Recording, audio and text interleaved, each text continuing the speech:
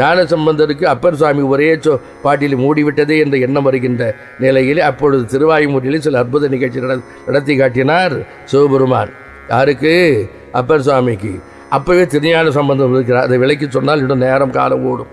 அந்த வகையில் இந்த 5 நூல்களை வாங்கி தன் சிற மீது தாங்கி சுவாமி உரை எழுதுகிறார். இன்னொன்று குறிப்பாக ஒன்று சொல்ல வேண்டும். என் குருநாதர் திருப்போரூருக்கு வந்த பிறகு சந்நிதி முறை என்கின்ற அற்புதமான ஒரு நூலை எழுதப் போகின்றார். இந்த உலகத்திற்கு வேண்டிய ஞான பொக்கிஷம், ஞான ஒரு பெட்டகம், ஞான தீபம் ஒன்று வெளிவரப் போகிறது. ஆகவே என் குருநாதர் யார் என்று சொன்னால் ஒரு உரையாசிரியர், ஒரு நூலாசிரியர், ஒரு ஞானாசிரியர். இந்த 3 தன்மையும் தமிழகத்திலுடைய இவர் மட்டும்தான். அது மட்டுமல்ல, 14 சாத்திர கருத்துக்களை எல்லாம் பொதிந்து சன்னதி முறை என்கின்ற அற்புதமான ஒரு புத்தகத்திலே நூல் வடிவிலே தந்திருக்கிறார். தோண்ட தோண்ட ஞான புதையலாக வந்து கொண்டிருக்கும். அதை பிறகு பார்ப்போம். இந்த வகையில் உரை எழுதி முடித்தார். முறை எழுதி முடித்து விருத்தாசலத்திலே தன் குருநாதர் குமார கடவுளோடு தேவனோடு இருக்கின்ற பொழுது நெட்டை கூடுகிறது. நெட்டை என்றால் தன்னை மறந்த நிலை. தான் எதை நினைந்து வழிபாடு செய்கிறோமோ அதன்பால் தனது நுண்ணுடம்பு அதனோடு ஒன்றி ஞானம் ஒன்றி அதனுடைய பேரின்பத்தில் லயமாகின்ற ஒரு இன்ப நிலை. இது நிஷ்டானுபூதியின் பேர். அந்த நெட்டை கூடுகின்ற பொழுது அவருடைய சுடுமுனையிலே ஒன்று தோன்றுகிறது. அற்புதமான மயிலானது ஜதி போட்டு நடனம் ஆடுகிறது. அவ்வாறு ஆடுகின்ற பொழுது 2 தோகைகளினாலே தனது முதுகை மறைத்து ஆடுகின்றது. இது நீண்ட நேரம் தொடர்கிறது. சுவாமி சற்று தியானம் கலைந்து தன் குமார கடவுளை பார்த்து, சுவாமி, எவ்வளவோ காலம் நான் தியானத்தில் இருந்தேன், ஆனால் இந்த ஒரு நிகழ்வு இப்பொழுதுதான் தோன்றியதென சொன்னார்.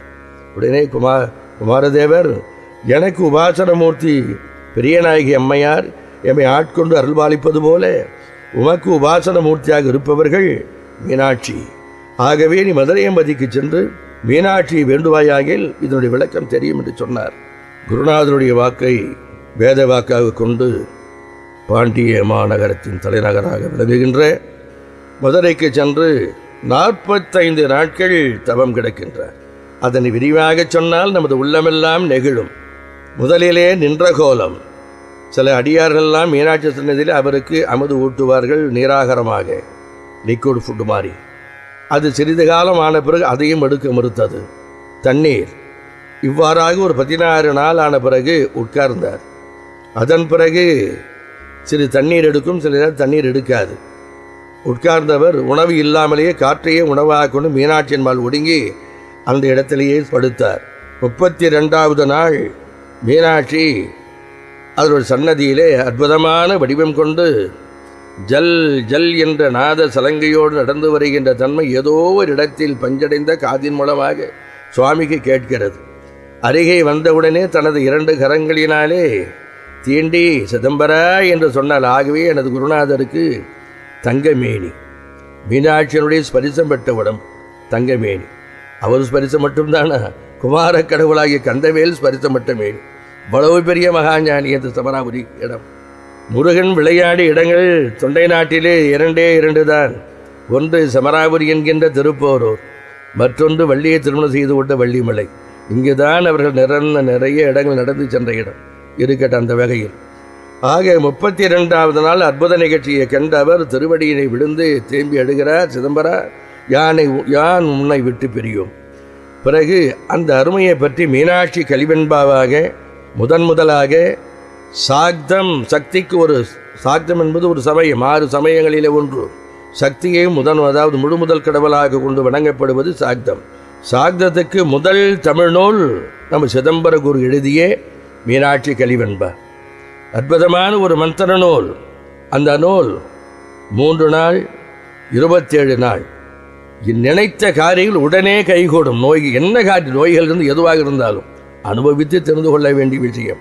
ஆமாம், இது அனுபவ ரீதியான உண்மை. அத்தகைய அற்புதமான ஒரு நூலை அம்பாளுடைய அனுகிரகத்தினாலே அருளினாலே கலிவெண்பாவை நிறைவு செய்து அம்பாளின் உத்தரவினை பெற்று 45வது நாள் புறப்படுகின்றார் நம்ம சிதம்பர குரு. எங்கே இருந்து? மதுரையிலே இருந்து.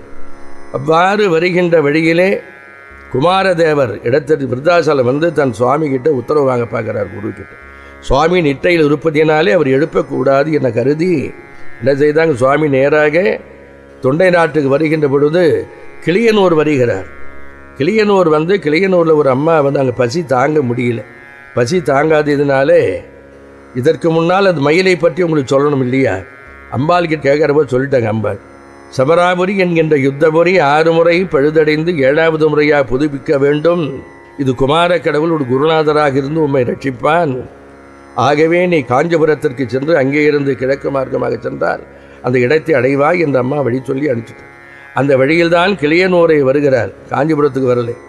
கிளியனூருக்கு வருகின்ற பொழுது அங்கே ஒரு அம்மா மூதாட்டி, திருவாசகமே தனக்கு உயிர் மூச்சு என்று கருதி இருக்கின்றதம்மா இந்த சுவாமியை பார்த்தவுடன் தேசத்தை பார்த்து திருவடியில் விழுந்து சுவாமியை பசிக்கிறதா சுவாமி என்று கேட்டு கூழும் மோரும் கொடுத்தார்கள். அது பேர அமிர்தமாக இருந்த உணவு உண்டார்.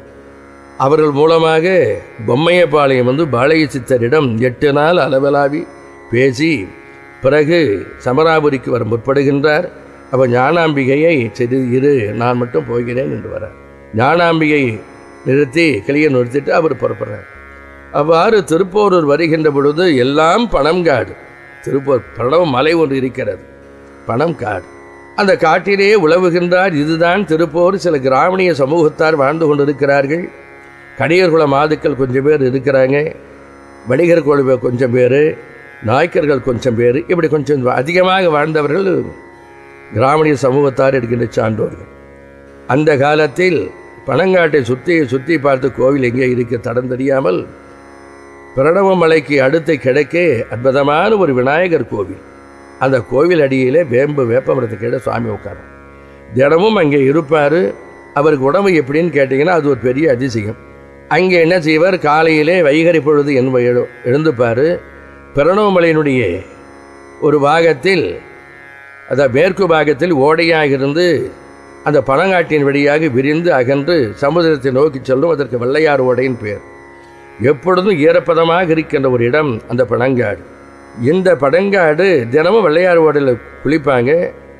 அங்கே ஒரு கோயில் இருந்தது. கோவிலானது பணம் கொட்டையில் மீண்டும் அங்கே உட்காந்துப்பார் வேம்படி விநாயகருக்கு. இப்போ அந்த பனங்காட்டை பற்றி கொஞ்சம் சொல்லணும் இல்லையா. இந்த பனைமரம், இந்த பனங்காட்டிலே ஒரு 5 மரங்கள் உயர்ந்து தடித்து பருத்து சிறுமையான மரங்கள். அதிலே அந்த மரத்தை அங்கே வாழுகின்ற சான்றோர்கள் பார்த்தார்கள், கிராமணியார். இந்த மரம் இப்படி ரொம்ப அதிகமாக இருக்குது, இதில் பாலை கட்டணும், அதாவது பானை கட்டணும்னு நிறைய கல் கிடைக்கும். அதை சூழ்ந்து ஓணாங்கொடி, இந்த ஓணாங்கொடியெல்லாம் அறுத்து ஒரு ஓலைக்கு ஒரு குடுவையாக கட்டினார்கள். குடுவை பாதி பகலே ரொம்ப வழிய ஆரம்பிச்சது.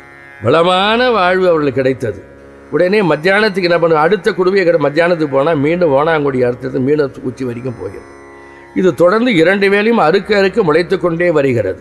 இது தன் தொழிலாக வைத்து கொண்டு ஓணாங்கொடி அடியோடு அறுக்கணும்னு சொல்லி ஒரு பெண் பனையில் முதல்ல ஆரம்பிக்கிறாங்க. ஒரு ஆயுதங்களினாலே அந்த ஓணாங்கொடியை பெறுகின்ற பொழுது பூமியை கிளறுகின்ற பொழுது ஒரு சிவப்பு வடு தெரிந்தது. இது என்ன சிவப்பாய் ரத்தன்னு சொல்லக்கூடாது. ஆக சிவப்பாய் இருக்கிறது. அகழ்ந்து பார்த்தால் சுயம்புவாக வள்ளி தெய்வியான சுவாமி இருக்கிறார். உடனே தோண்டியனவர் அதிர்ந்து விழுந்தார். மற்றவர் மூர்ச்சித்தார்கள். மற்றவர்கள் ஏதோ ஒன்று தெரியாது.